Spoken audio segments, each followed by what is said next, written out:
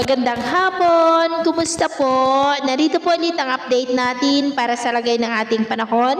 Ngayong hapon po ng December 21, 2023 na kung saan sa ngayon po ay nananatili na walang anumang sama ng panahon sa loob at labas ng ating area of responsibility at wala rin pong banta ng bagyo na nakikita dito sa forecast na banta ngayong darating na Pasko at New Year.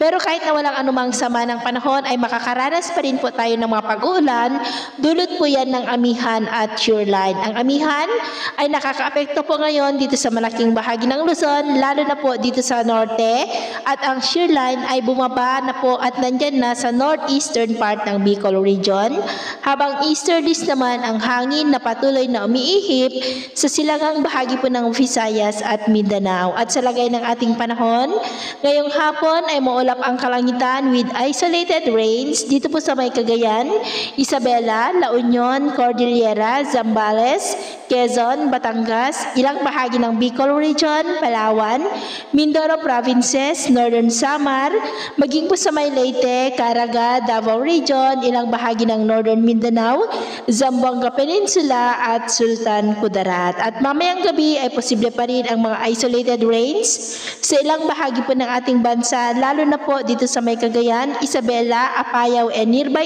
areas.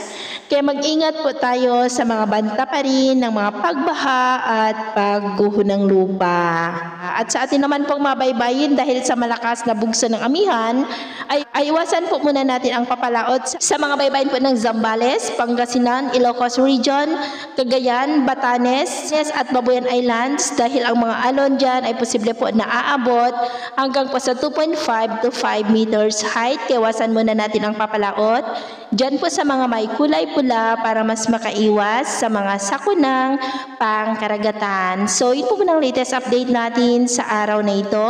At ako pumili si James na nagsasabing sa kahit anong pagsubok po na darating sa ating buhay, wag na wag po tayong mawawalan ng pag-asa. Thank you and God bless!